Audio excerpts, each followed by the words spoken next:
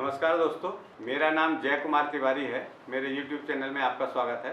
दोस्तों, मैं department of housing and urban planning, government of Uttar Pradesh से रिटायर्ड असिस्टेंट इंजीनियर हूँ। दोस्तों, आज मैं बात करूँगा कि अगर आपका कोई पुराना बना हुआ मकान है और आप उस मकान को तोड़कर नया मकान बनाना चाहते हैं, तो क्या आपको विकास प्राधिकरण से नक्शा पास कराने की ज़रूरत है नए निर्माण के लिए अथवा नहीं? और अगर नक्शा पास कराने की आवश्यकता है तो क्यों है, नियम में इसका क्या व्याख्या है? तो आइए दोस्तों, वीडियो शुरू करते हैं। दोस्तों, इस टॉपिक के पहले चरण में मैं ये बताता हूँ कि अगर आपका पुराना मकान बना हुआ है, इसका मतलब है कि मकान इतना पुराना है कि आप उसको तोड़ के दोबारा बनाना चाह रहे हैं, तब हमारे नियमों में उस मकान को तोड़ने के लिए किसी अनुमति की आवश्यकता नहीं है। आप अपने मकान को स्वेच्छा से कभी भी तोड़ सकते हैं, चाहे वो मकान आपका नया बना हुआ हो या पुराना बना हुआ हो। सामान्यतः नया मकान तो कोई तोड़ता नहीं है, पुराने मकान की ही यहाँ बात हो रही है।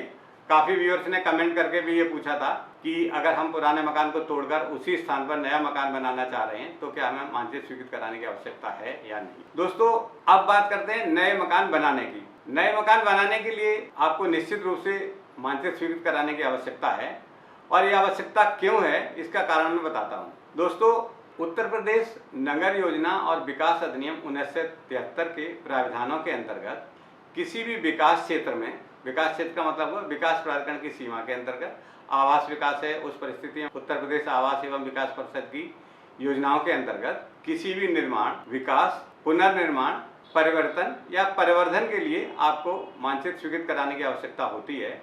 और इसके लिए संपूर्ण उत्तर प्रदेश में भवन निर्माण एवं विकास उपविधियाँ प्रचलित हैं। वर्तमान में भवन निर्माण एवं विकास उपविधि 2008 यथा संशोधित 2011/2016 प्रचलित है, और इन उपविधियों के अनुसार ही उत्तर प्रदेश नगर योजना और विकास अधिनियम 1973 की सुसंगत धाराओं के अंतर्गत आपको भवन के निर्माण, पुनर्निर्माण, भूखंड के विकास, उपविभाजन, निर्माण, पुनर्निर्माण या परिवर्तन के लिए आपको मानचित्र स्वीकृत कराने की आवश्यकता अनिवार्य रूप से है। अब बात करेंगे कि उत्तर प्रदेश नगर योजना और विकास अधिनियम, जिसकी कि अभी हम बात कर रहे हैं, इसके बारे में 3 बातों पर बात करेंगे कि ये जो उत्तर प्रदेश नगर योजना और विकास अधिनियम 1973 है, इसके अंतर्गत जो प्रचलित भवन निर्माण एवं विकास उपविधि 2008 यथा संशोधित 2011/2016 है, इनकी प्रयोज्यता क्या है, ये कहाँ कहाँ एप्लीकेबल है, इनकी एप्लीकेबिलिटी कहाँ कहाँ है, एक नंबर पे ये बात करेंगे। और दूसरे नंबर पर इस प्रयोज्यता में कुछ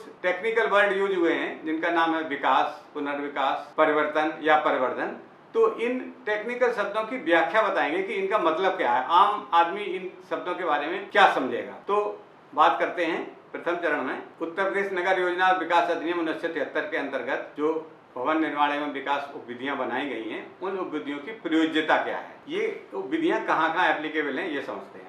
यह उपविधियां किसी भूखंड के विकास, पुनर्विकास, उपविभाजन अथवा भवन के निर्माण, पुनर्निर्माण या परिवर्तन किए जाने की स्थिति में यथास्थिति समस्त भवन या स्वसंपन्न भाग पर गिराने के बाद अवशेष भाग पर तथा भूपयोग परिवर्तन की स्थिति में प्रभावित भवन के समस्त भाग पर प्रयोज्य होंगी। अब बात करते हैं इसके अंदर जो टेक्निकल शब्द यूज हुए हैं, जैसे कि विकास, परिवर्तन तथा परिवर्तन। इन टेक्निकल शब्दों का आपके लिए क्या अर्थ है, कैसे आप समझ पाएंगे कि इसका मतलब क्या है। बात करते हैं विकास। विकास शब्द से आप क्या समझेंगे? दोस्तों, विकास का तात्पर्य इसके व्याकरणिक रूप भेदों सहित का मतलब है इसके ग्रामेटिकल जितने भी अर्थ आप समझ सकते हैं, उन सब अर्थों को एक समान मानते हुए भूमि में, भूमि के ऊपर, भूमि पर या उसके नीचे कोई भी निर्माण, इंजीनियरिंग, खनन या अन्य क्रियाएं अथवा किसी भवन या भूमि में कोई महत्वपूर्ण परिवर्तन अथवा परिवर्धन,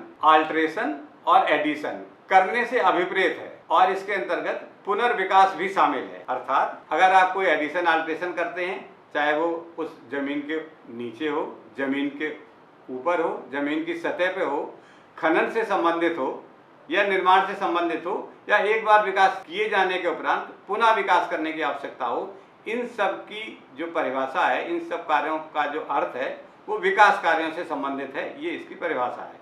अगर इनमें से कोई भी कार्य करेंगे तो आपको मानचित्र स्वीकृत कराने की आवश्यकता पड़ेगी विकास कार्य की परिभाषा के अंतर्गत। अब बात करते हैं परिवर्तन अथवा परिवर्धन का क्या अर्थ है। एडिशन और अल्ट्रेशन को आप कैसे समझेंगे। एडिशन और अल्ट्रेशन बताने से पहले मैं दोस्तों आपको याद दिला दूं कि इस वीडियो में अंत तक बने रहिएगा। अंत में मैं आपको ये भी बताऊंगा कि कुछ परिस्थितियां ऐसी भी हैं जहां पर आपको अपने भवन को तोड़कर नया भवन बनाने के लिए किसी मानचित्र स्वीकृत कराने की आवश्यकता नहीं है। ये मैं लास्ट में बताऊंगा, वीडियो में लास्ट तक बने रहिएगा। अब जानते हैं परिवर्तन और परिवर्तन का क्या अर्थ है। एडिशन और अल्ट्रेशन से आप क्या समझ सकते हैं, क्योंकि एडिशन और अल्ट्रेशन करने पर भी आपको मानचित्र स्वीकृत कराने की आवश्यकता है, इसलिए इसका अर्थ आपके लिए महत्वपूर्ण है। परिभाषा ये कहती है, हमारी जो बुक है, मैं बुक में पढ़ के बताता हूँ ताकि कोई शब्द मिस ना हो और आप इसका अर्थ सही रूप में, मूल रूप में समझ पाए। परिवर्तन तथा परिवर्धन का तात्पर्य संरचनात्मक परिवर्तन द्वारा मानव निवास के लिए मूल रूप से निर्मित किए गए भवन का परिवर्तन, ऐसे भवन पर एक भवन के रूप में मूलतः निर्मित भवन का मानव निवास हेतु एक से अधिक स्थानों में परिवर्तन तथा मानव निवास के लिए दो अथवा अधिक स्थानों का ऐसे अधिक स्थानों में परिवर्तन है। इसके अंतर्गत किसी भवन का ऐसा परिवर्तन जो उसकी नाली अथवा सफाई व्यवस्था को प्रभावित करता हो अथवा उसकी सुरक्षा को तात्विक रूप से प्रभावित करता हो, किसी भवन के किसी कक्ष, निर्माण, गृह अथवा अन्य संरचनाओं का परिवर्धन तथा किसी सड़क से संलग्न दीवार तथा दीवार के स्वामी से असंबद्ध भूमि में, ऐसी सड़क अथवा भूमि में, दरवाजा खोलना आदि सम्मिलित हैं। इस मूल रूप में लिखी गई परिभाषा में जो भी शब्द हिंदी में दिए गए हैं, इन हिंदी के शब्दों को आपको इसी रूप में समझना पड़ेगा, अथवा आप इसकी इंग्लिश ट्रांसलेशन डिक्शनरी से करके अपने आप समझ सकते हैं, क्योंकि अगर इन शब्दों को मूल रूप में हम बदल के एक्सप्लेन करते हैं तो इनके अर्थ बदल जाते हैं। बहुत सरल भाषा में परिभाषाओं में दिया गया है, आप इसको बखूबी समझ सकते हैं अगर आप, जैसे मैंने धीरे से पढ़ के बताया, इसी भाव में आपको समझने की कोशिश करेंगे। तो दोस्तों, इन परिभाषाओं से और इनकी प्रयोज्यता से आप समझ पा रहे हैं कि अगर आप अपने पुराने भवन को तोड़कर नया भवन बनाना चाह रहे हैं, उसमें कोई निर्माण, पुनर्निर्माण, विकास, पुनर्विकास, परिवर्तन अथवा परिवर्धन करना चाह रहे हैं, तो अनिवार्य रूप से आपको उत्तर प्रदेश नगर योजना और विकास अधिनियम 1973 के अंतर्गत प्राविधानित भवन विधि 2008 यथा संशोधित 2011/2016 के अंतर्गत मानचित्र स्वीकृत कराने की आवश्यकता है। और मानचित्र स्वीकृत कराने की प्रक्रिया में जो बिल्डिंग निर्माण करते समय विभिन्न मानक होते हैं, उनका पालन किया जाता है, उन्हीं के अनुसार नक्शा पास होता है। उन मानकों में प्रमुख रूप से ग्राउंड कवरेज है, कितने परसेंट प्लॉट के एरिया के हिसाब से ये समानुपातिक रूप से होता है, छोटे प्लॉट पे कितना मिलेगा, बड़े प्लॉट पर कितना मिलेगा।